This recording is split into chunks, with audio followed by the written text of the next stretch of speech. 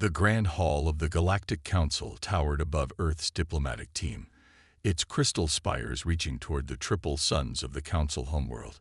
Ambassador Tom Roberts stood straight-backed, despite the hostile glares from the assembled alien representatives. After 5 years of provisional membership, humanity's fate would be decided today. The head counselor, a tall being with metallic skin that shimmered like liquid silver, raised all 4 of his arms for silence. The murmuring of 200 alien species died down instantly. "We have gathered today," the head counselor's voice boomed through the chamber, "to address the continuing problem of human membership in our ancient institution." Tom felt his heart sink. The word problem didn't bode well. For 5 standard cycles, we have observed Earth's civilization. We have shared limited technologies, established trade routes, and attempted cultural exchange. The head counselor's eyes narrowed. In that time, humans have demonstrated themselves to be unpredictable, aggressive, and dangerously innovative. Whispers rippled through the assembly. Tom stepped forward. "Counselor, with respect, humanity has followed every regulation." Silence. A reptilian delegate hissed. "You modified our medical equipment to create weapons. We improved their efficiency," Tom countered. "The modifications saved lives during the plague outbreak on Station 7 by altering approved designs." Another delegate shouted, "Without permission." The head counselor raised his arms again. "This is precisely our concern. Humans do not follow established patterns. When presented with our perfect shield technology, they asked why we don't use kinetic weapons instead. When shown our Unity government system, they argued for diversity in approach. Even their ships," he shuddered, "they still use explosive propulsion and projectile weapons." Tom's deputy, Maria Wells, stepped forward. "Our methods are different, yes, but they work. Earth's colonies are thriving. Our trade routes are the safest in the sector because pirates can't predict our defense patterns, which is exactly why you are dangerous." The head counselor's voice turned cold. "This council has maintained peace for 10,000 years by establishing clear, unchanging protocols. Humanity insists on finding new ways, different approaches, chaotic solutions. Progress requires innovation," Tom said firmly. "Progress requires stability." The head counselor slammed one hand down on his podium. "We have reviewed the evidence. We have consulted the ancient laws. This council finds humanity too volatile for membership." The chamber erupted in approving shouts. Tom felt his face grow hot, but he maintained his diplomatic composure. "And what does this mean for Earth?" "Effective immediately. Earth is banned from Council space. All human ships must return to their solar system within 30 standard days. All human colonies must be evacuated within 60 days. Any human vessel found in Council space after these deadlines will be considered hostile." Maria stepped forward. "You can't do this. We have families on those colonies, businesses, homes." "The Council has spoken." The head counselor's tone was final. "Be grateful we allow you to keep the technologies already shared. Though knowing humans, you will probably modify them into something dangerous." Tom placed a restraining hand on Maria's arm. They had expected this might happen, but the reality still stung. "And if we refuse?" The head counselor's metallic skin rippled. "The combined fleets of 200 species will enforce this decree. Do not test us, Ambassador Roberts. Your primitive weapons would not survive the encounter." Tom straightened his back. 5 years of diplomacy ended in a single session. But as he looked around the chamber, he saw something the council members didn't. Fear. They weren't just angry at human unpredictability. They were terrified of it. "We will comply," Tom said carefully. "Earth will withdraw. But remember this day, Counselor. Remember that when you needed a new solution to the Station 7 plague, it was human innovation that saved your people. And someday, you might need that innovation again." "Is that a threat, Ambassador?" "No," Tom smiled slightly. "Just an observation about the unpredictable nature of the future." As the human diplomatic team walked out of the council chamber for the last time, Tom's communicator buzzed. A message from Earth Command. Plan B is authorized. Begin Operation Watchful Eye. Tom allowed himself a grim smile. The Council might have banned humanity from their space, but they hadn't said anything about the unmanned observation posts already hidden throughout their territory. Earth would withdraw, but they would not be blind. Sometimes, he reflected, being underestimated was the greatest advantage of all. 3 months after Earth's banishment from the Galactic Council, hidden human sensors detected the first signs of trouble. Deep in Council space, something was destroying entire colonies. In the cramped observation post hidden inside an asteroid, Officer Pete Walker stared at his monitoring screens. The Council defense fleet above planet K-17 had just vanished. Not defeated, vanished. One moment there were 50 ships. The next moment his screen showed only strange organic masses floating in space. Command, are you seeing this? Pete's voice shook as he transmitted the data back to Earth. The response came quickly. Continue monitoring. Do not interfere. Hour after hour, Pete watched through hidden cameras as something horrible descended on K-17. The attacking ships looked like massive insects, their hulls seemingly made of hardened bone and shell rather than metal. They released clouds of greenish spores into the planet's atmosphere. Within 6 hours, all communications from K-17 went silent. Back on Earth, the military command center buzzed with activity. Admiral Jones studied the holographic display, showing the path of destruction across Council space. 5 colonies had fallen in 2 weeks. The Council's mighty defense fleet seemed helpless. They're calling themselves the Swarm, reported Intelligence Officer Lisa Brown, walking into the command center with a datapad. Our hidden sensors picked up Council communications. These creatures use biological weapons that turn metals into organic matter. That's why the Council's energy shields are useless. The shields are generated by metal devices that get transformed. Admiral Jones nodded grimly. And they're standardized defense protocols. Worse than useless. Every Council world uses the same defensive patterns, the same tactics. The Swarm learned them quickly. Now they just bypass everything. On the main screen, another Council world went dark. Their mighty unity is their weakness. Admiral Jones muttered, every world fighting the exact same way, using the exact same technology. They're like a forest where every tree is identical. One disease can kill them all. Lisa pulled up more data. The Council is in panic. Their leadership can't agree on a response. Some want to try diplomacy. Others want to retreat to their core worlds. But they're all following their ancient protocols, trying the same failed strategies over and over. And the casualties. Millions so far. The Council's evacuation efforts are too slow and too predictable. The Swarm just waits at the designated evacuation points. Admiral Jones walked to the window, looking up at the night sky. The same Council that called us primitive, that feared our unpredictability, is now dying because they can't adapt. Sir, Lisa hesitated. We're picking up refugee ships fleeing into non-Council space. Some are even heading toward our territory, despite the ban. The Council would rather let their people die than ask us for help, Jones said bitterly. Their pride will destroy them. At that moment, the main screen lit up with urgent data. Pete's voice came through from his observation post. Command, the Swarm just changed course. They're heading toward the Council capital. The command center erupted in activity. Officers rushed to terminals, analyzing data and projecting paths. The Swarm's new course was clear. They were moving straight toward the heart of Council space. Admiral Jones watched the projections with growing concern. The Council capital was home to over 50 billion beings from 200 species. If it fell... Sir, Lisa's voice was quiet. What are your orders? Jones stared at the screen for a long moment. The Council had banned humanity, had called them primitive and dangerous.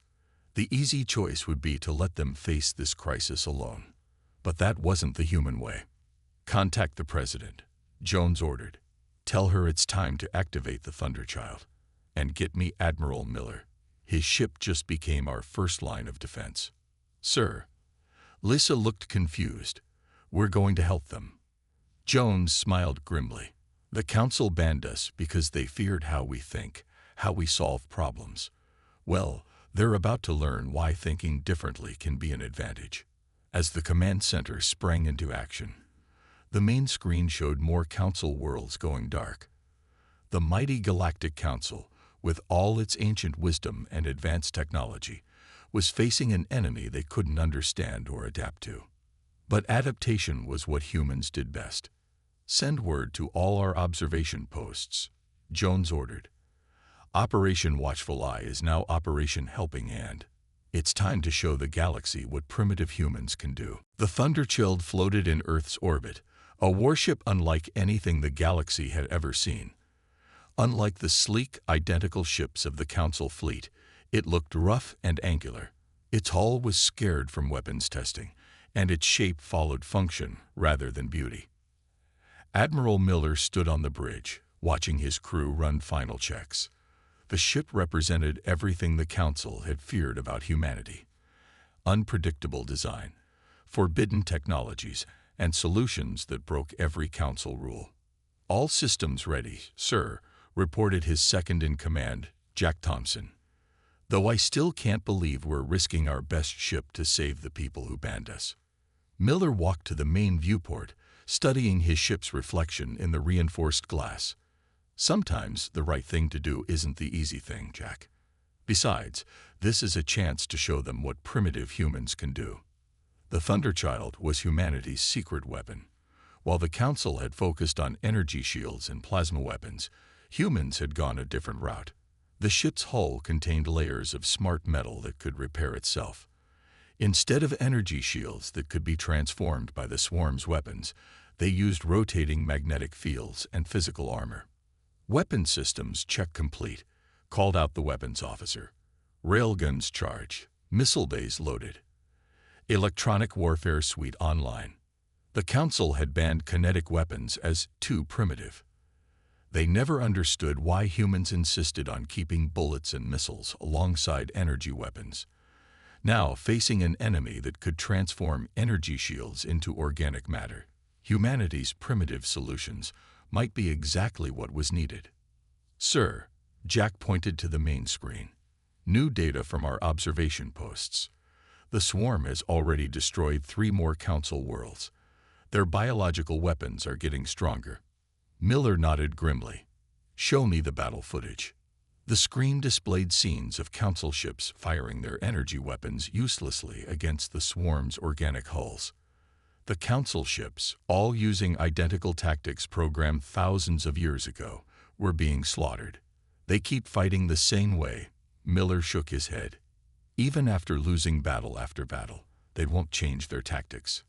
Admiral, a communication officer called out. Message from Earth Command.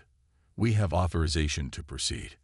They're also deploying our hidden drone network across Council space. For 3 months since their banishment, humans had secretly launched thousands of small, automated drones throughout Council territory. The Council, focused on scanning for large ships, had never noticed these tiny observers. Now those drones become our eyes and ears, Miller smiled. And our secret weapon. Begin drone software update. Across Council space, thousands of hidden human drones receive new programming.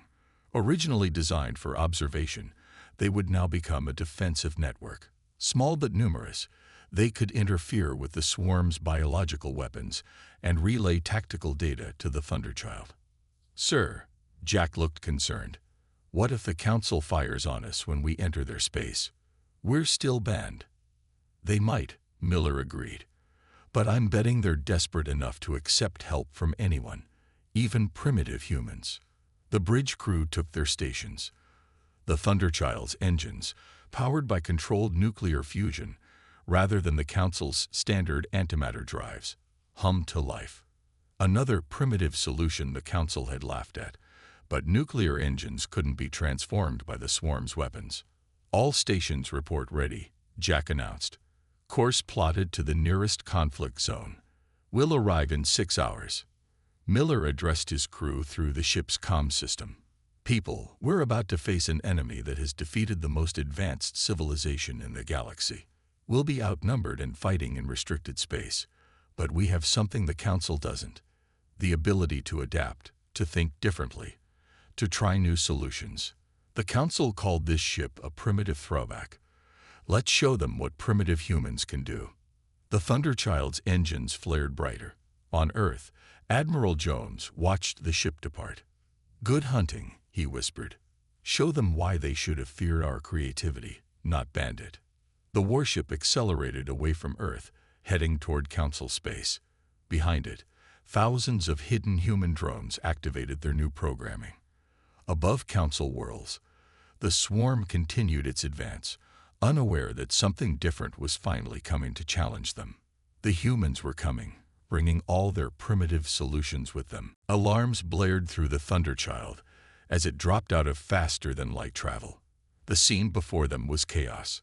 A massive Council refugee station, home to over 100,000 beings, was under attack by 5 swarm ships. "Battle stations," Admiral Miller ordered. "Show me what we're dealing with." The main screen displayed the swarm vessels, each one looking like a giant insect made of bone and shell, twice the size of the Thunderchild. They were releasing clouds of green spores toward the station's energy shields. "Council defense ships?" Miller asked. "Already destroyed, sir," Jack reported. Standard Council tactics failed again. "The station's shields are failing. 10 minutes until total collapse."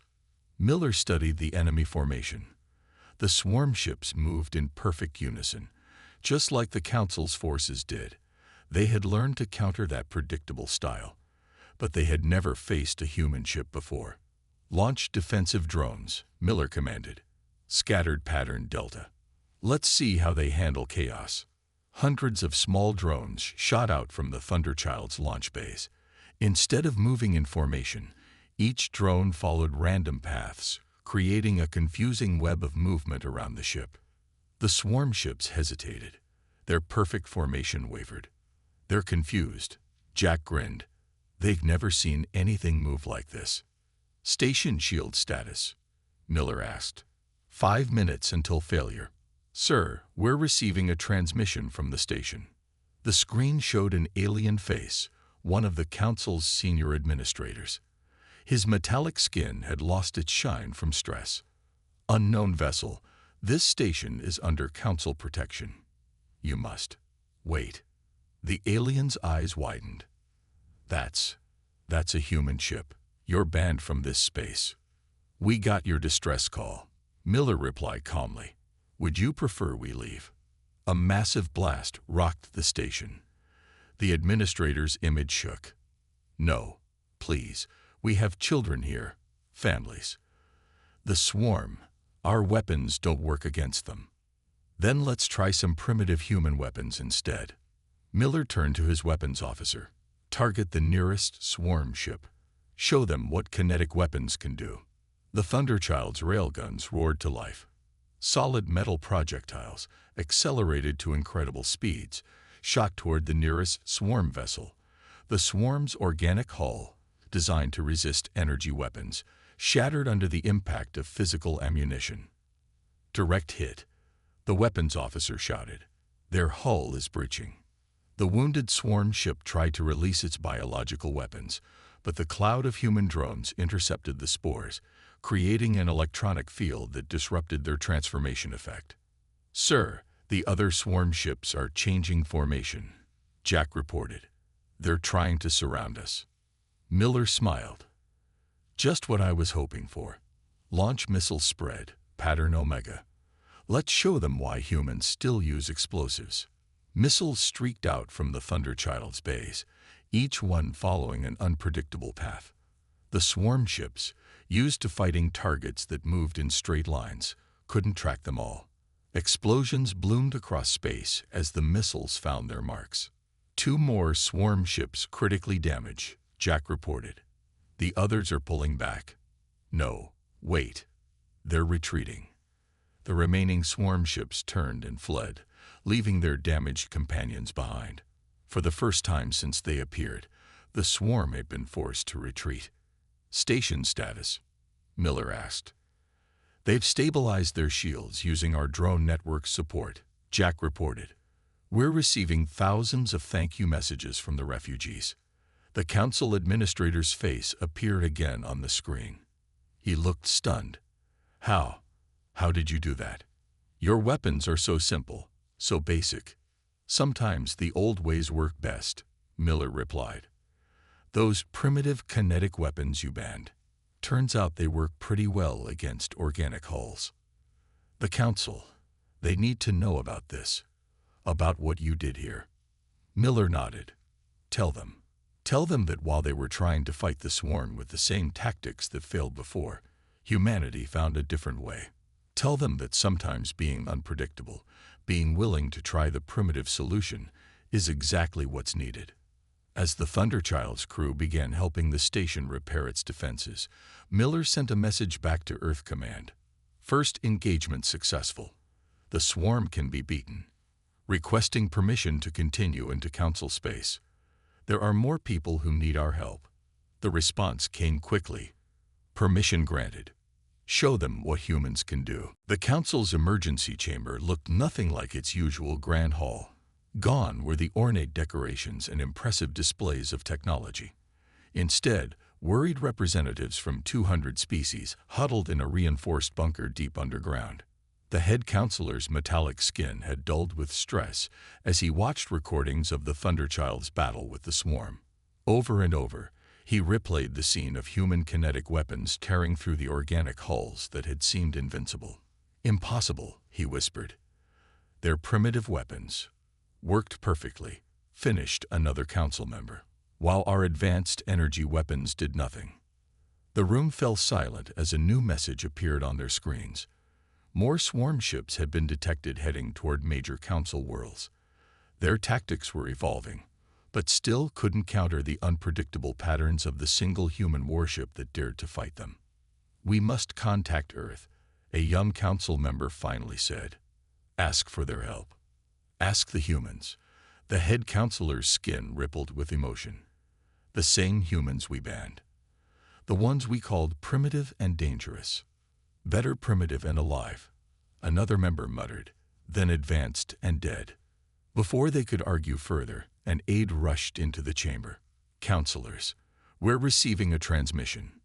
It's from the Thunderchild. Admiral Miller's face appeared on their screens. He looked tired but determined. Behind him, his crew worked at stations that seemed crude to council eyes, yet had proven more effective than their advanced technology. Honorable Council, Miller's voice was formal but held a hint of irony. We've detected large swarm fleets approaching your core worlds. The Thunderchild can't be everywhere at once. Would you like our help, or should we respect the ban and withdraw? The head counselor stood, his pride battling with his duty to protect his people. You would help us. After we expelled you. Humans don't abandon people in need, Miller replied. Even people who rejected us. But we'll need authorization to bring in more ships, and we'll do things our way, no following your standard protocols. The council chamber erupted in argument. Some members wanted to accept immediately. Others feared giving humans any authority in council space. The head counselor raised all four arms for silence. What would you require? He asked carefully. Full access to council space, permission to deploy our warships and drone networks, and, Miller paused, complete sharing of military technology. Both ways, we might find ways to combine our different approaches. You wish to study our advanced technologies? A council member asked suspiciously. Miller smiled. And we'll teach you our primitive ones. Sometimes the old ways work best. Look how well bullets worked against organic hulls. The head counselor watched another screen showing the swarm fleets advancing. They had no choice, and Miller knew it. Your terms are accepted, the head counselor said finally. But this is not formal council membership. This is a temporary military cooperation. Call it whatever helps you sleep at night, Miller replied. Earth Command will send coordinates for a planning session. And Counselor, Try to keep an open mind about primitive solutions. They might surprise you. As Miller's image faded, the council chamber remained silent. They had spent thousands of years perfecting their technology, standardizing their methods. Now their salvation might come from the very approaches they had rejected. Send word to all council worlds, the head counselor ordered. Human ships are to be given full military access, and he hesitated, begin studying their weapon designs. Perhaps we have something to learn from their primitive ways. In orbit above them, the Thunderchild's crew received new orders from Earth. More human ships were launching, carrying with them the unconventional weapons and tactics the Council had feared. Hidden drone networks activated across Council space, their unpredictable movements already confusing swarm scout ships. They're finally ready to learn, Miller told his crew. Sometimes it takes facing extinction to open your mind to new ideas. Or old ones, Jack added with a smile. Old new. What matters is what works. Miller watched as the first reports of more human ships entering Council space came in. Let's show them why humanity never stopped improving our primitive weapons. The real fight is about to begin. The Council capital world's 3 suns were dimmed by the massive swarm fleet entering the system. Over 500 organic ships, each one larger than the last, moved toward the planet that housed 50 billion beings. In orbit, the combined Council defense fleet waited. For the first time in their history, they weren't in perfect formation. Instead, they had adapted human tactics, spreading out in irregular patterns that made them harder to predict. Admiral Miller stood on the Thunderchild's bridge, now leading a fleet of 10 human warships. Each one was different. Another concept the Council was struggling to understand. Why build unique ships when you could make perfect copies? Swarm fleet approaching, Jack reported. They've adapted to our previous tactics. Their formations are shifting randomly now. Miller nodded. They learn fast. Good thing we brought some new toys. Status of Operation Scattered Thunder. Ready, sir. Council ships are in position, though they're nervous about the plan. The plan was typically human, dangerous, unpredictable, and completely against Council military doctrine. The Council ships had been loaded with human-designed weapons, their energy cannons replaced with railguns and missile launchers. Signal from the Council Defense Command. A communications officer called out. They're requesting final confirmation of the plan. They say it goes against all their protocols. Send them my response. Sometimes you have to break the rules to save lives. The swarm fleet drew closer. Their new biological weapons had already been tested on outer colonies, clouds of spores that could eat through even physical armor, not just energy shields. All ships, execute Operation Scattered Thunder, Miller ordered. Show them what happens when you combine human innovation with Council technology. The battle began with a trap. The Council ships pretended to malfunction, drawing the swarm in close. The enemy, expecting easy prey, crowded together. Now, Miller commanded. Every Council ship activated the human-designed electromagnetic pulse generators built into their hulls. The massive energy burst, combined with the Council's advanced power systems, created a shockwave that stunned the organic swarm ships. Phase 2, Miller ordered. All ships fire kinetic barrage. Thousands of railgun projectiles streaked across space. The Council's advanced targeting systems, combined with human ammunition, proved devastatingly accurate. Swarm ships shattered under the impact. They're releasing their spore clouds, Jack warned. Perfect. Launch the drones. Tens of thousands of small human drones shot out from hidden bays on the Council ships. Instead of trying to stop the spores, they flew straight into them, detonating small nuclear charges. The radiation dispersed the biological weapons before they could reach their targets. Swarm Fleet is regrouping, Weapons Control reported. They're adapting to the EMPs, forming new attack patterns. Just like we expected, Miller smiled. Signal the Council ships. Begin Phase 3. The Council fleet split into smaller groups, each one moving in different patterns. The swarm couldn't predict where to attack. When they focused on one group, the others struck their flanks with combined human Council weapons. "Sir," Jack's voice was excited. "The swarm's main ships, they're pulling back." "Not this time," Miller said firmly. "Signal all ships. Execute final phase. Let's end this." The human warships charged forward, leading the assault. Council ships provided covering fire with their new weapons. The Thunderchild, it tall scarred from dozens of battles, led the charge. Multiple hits on their command ships, weapons reported. Their coordination is breaking down. The smaller ships are losing formation. Without central control, the swarm's smaller ships began to scatter. The combined fleet pressed their advantage, human unpredictability and Council precision working together at last. Receiving surrender signals from surviving swarm ships, communications announced. They're actually trying to retreat. The bridge crew cheered, but Miller kept his focus. Pursuit course. Don't let them escape to threaten another world.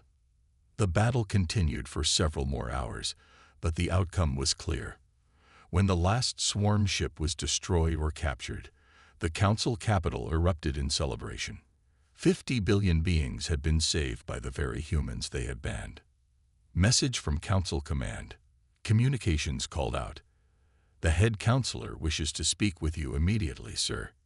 "Tell him we're a bit busy," Miller replied, watching his crew coordinate cleanup operations. "Some of us still have work to do." The Thunderchild's crews began helping disabled Council ships, teaching them how to maintain their new weapons. Above the capital world, human and Council ships patrolled together. A sight unimaginable just weeks ago. Sometimes, Miller thought, the best way to make friends was to fight alongside them, even if they had banned you first. 1 year after the defeat of the swarm, Earth's skyline looked very different. A massive structure of crystal and steel rose from the heart of New York City, the new Galactic Council headquarters. Its design, like everything else after the war, combined Council elegance with human creativity. Admiral Miller stood at the main window of the conference room, watching ships land at the spaceport below.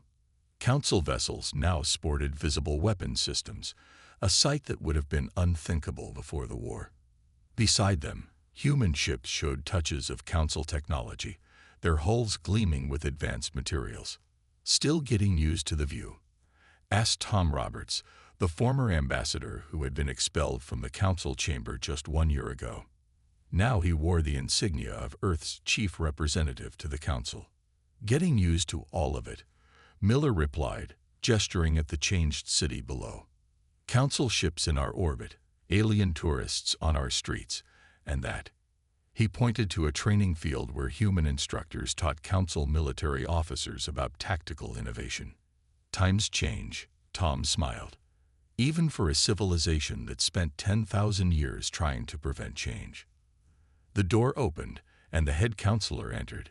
His metallic skin gleamed as brightly as ever, but now he moved with less rigid formality. Like his people, he had learned to adapt. "Admiral Miller, Ambassador Roberts," he greeted them warmly.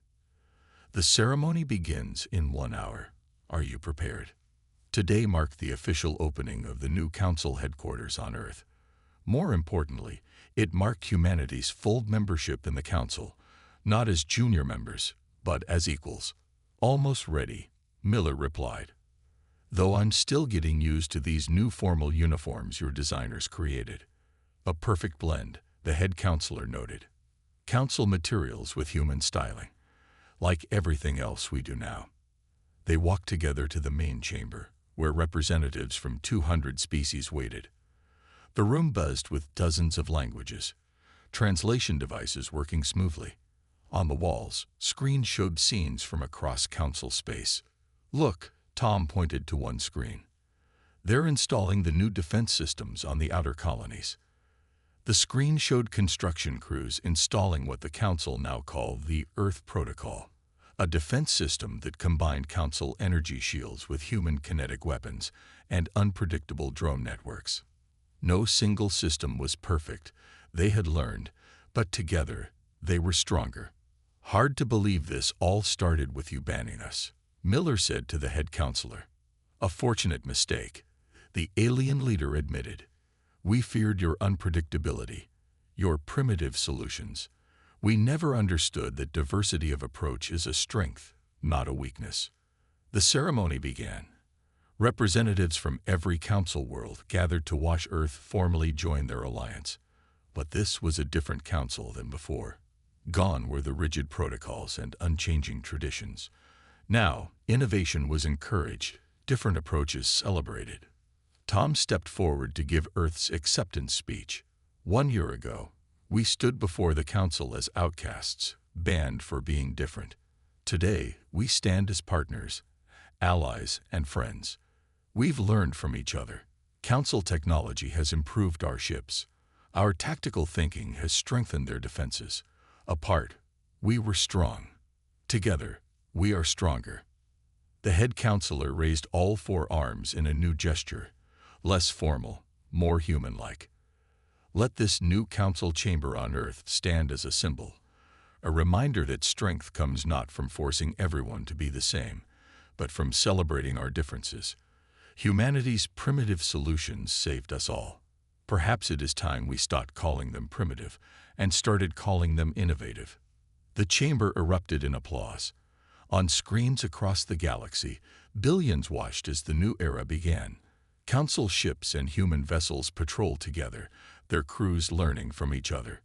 Research teams combined council precision with human creativity. And in orbit above Earth, the Thunderchild floated proudly, its battle-scarred hull now a monument to the power of thinking differently. So, Miller asked the head counselor quietly, what do you think the next crisis will bring? The alien leader's skin rippled with what Miller now recognized as amusement. I do not know, he admitted. But for the first time in 10,000 years, I'm looking forward to finding out. After all, he added, we have humanity's primitive genius to help us solve it. Miller smiled. Sometimes, being called primitive wasn't an insult after all. Sometimes, it was the highest praise imaginable.